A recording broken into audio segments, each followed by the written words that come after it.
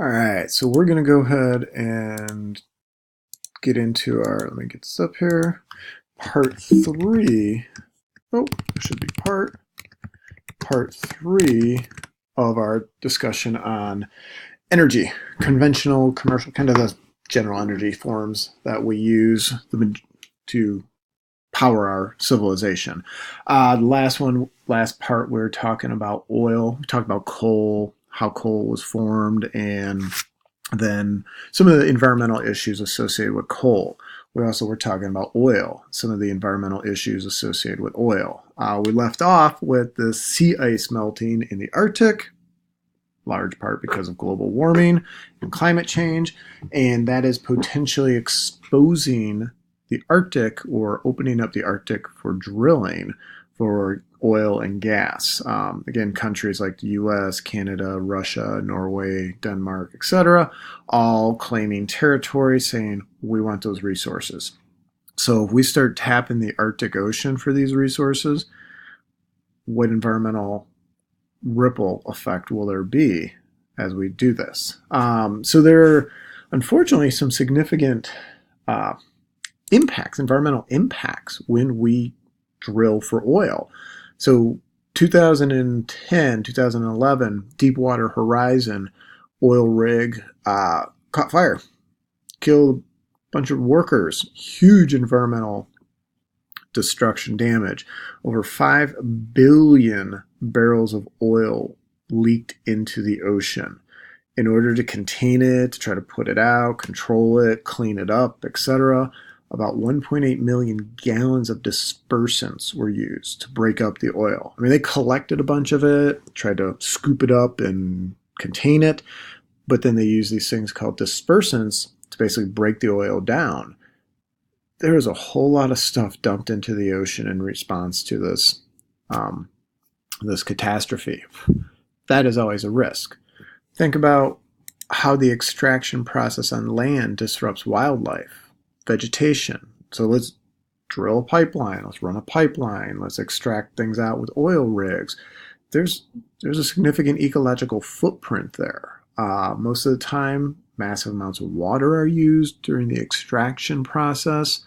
Greenhouse gases are produced during the combustion of oil and shale and the tar material, these different products.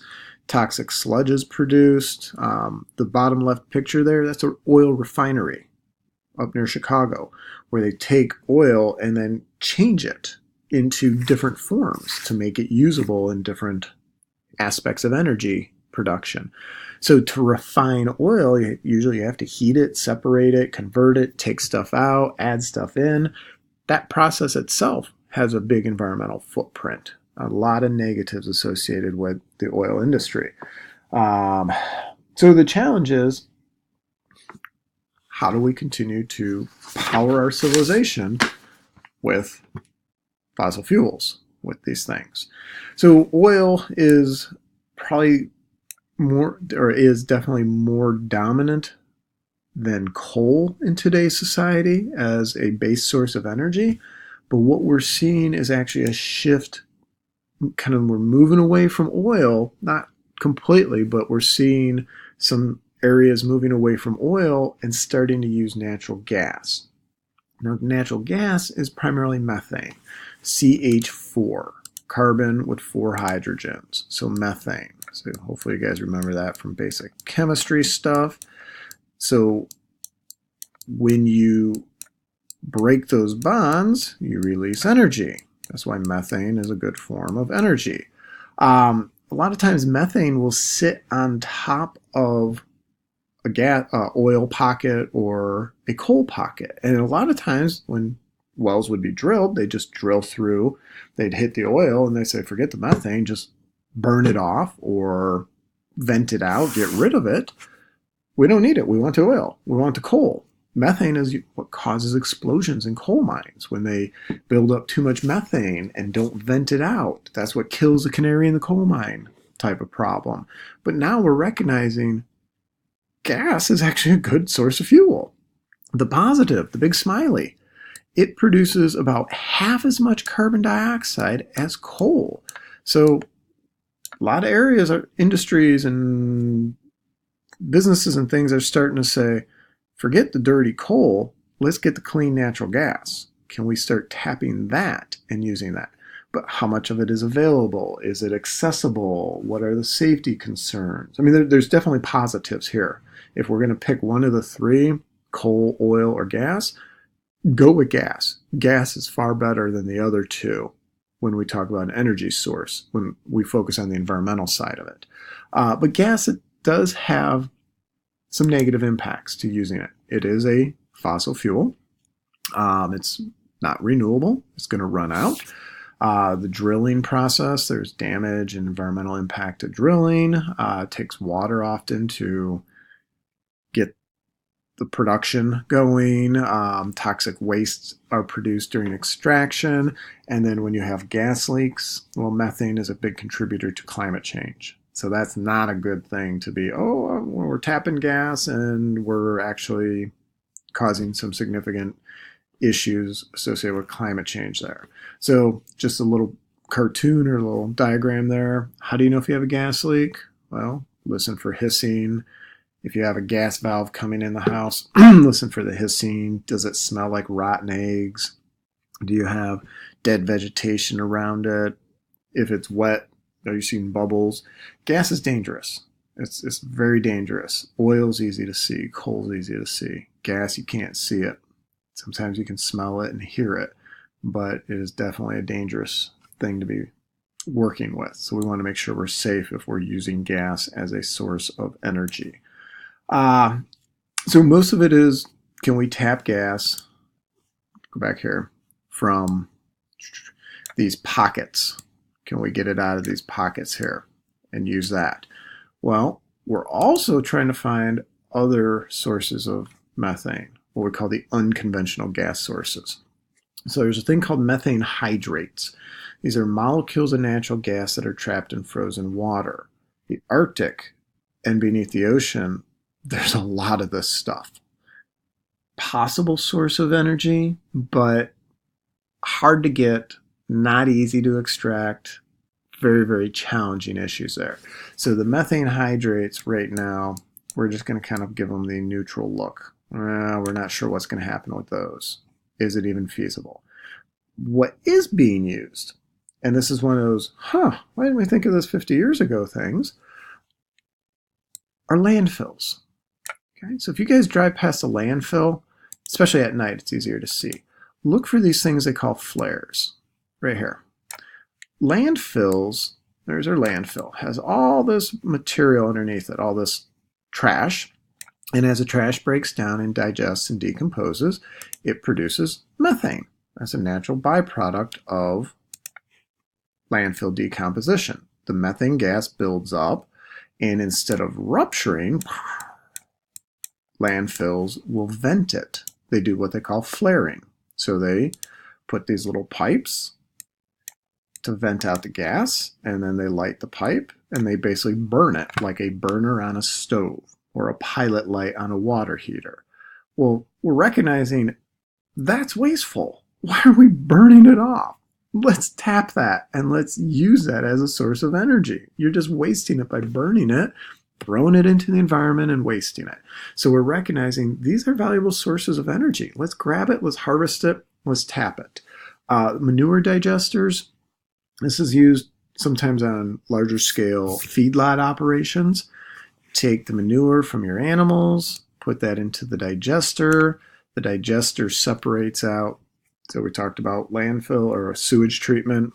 The digester separates out the effluent and then takes the other stuff, moves it over, collects the gas. They have a gas handling system, and then that can direct that gas to different areas of the farm operation. Do you want that to go to your house to be used as, so it's methane.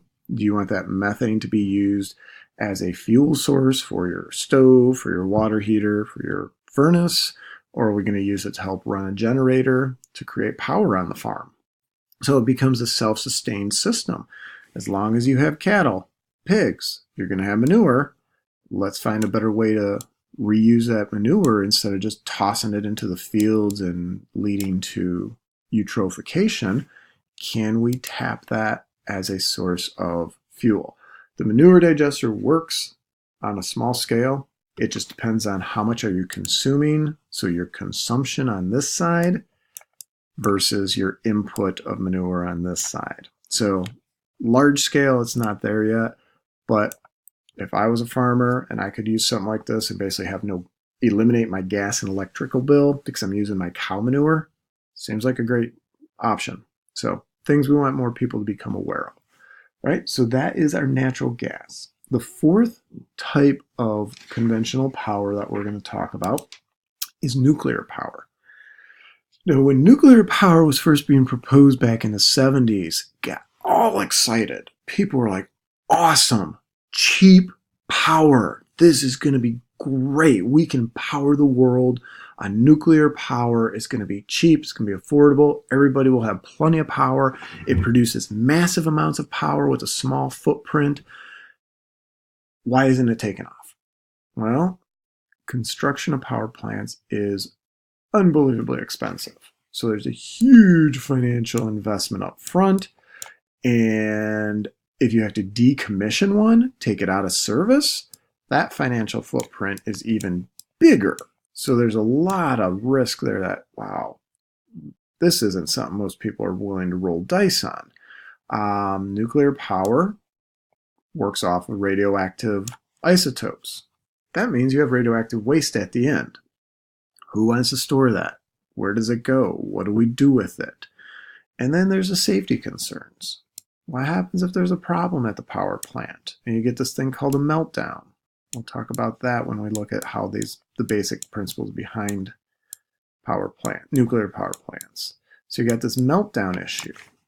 The one here is in Clinton, Illinois, about 45 minutes from us here. And it's always on the chopping block. Is that plant going to last? Are they going to decommission it? Does it produce enough power to be viable? What's going to happen? We don't know. So here's kind of the history of power plants. Back in the 70s, there was this massive increase in demand for nuclear power plants. So 225 power plants on order in 74. And that steadily declined. Today, nobody's ordering power plants. Nobody wants to build a nuclear power plant. The plants in operation went up, got all this demand. Let's keep building. But then it kind of peaked in the late 80s, dipped down a little, and then it's just kind of leveled off and is sitting kind of level right here, kind of stagnant at that 106, 107 some power plants. Problem is, a lot of those are old, they're aging out, and people are having to make decisions. Do we decommission them? Do we take them out of service? Because if you do that, it costs a lot of money, but then also, how do you replace that power? Because there's customers using nuclear power.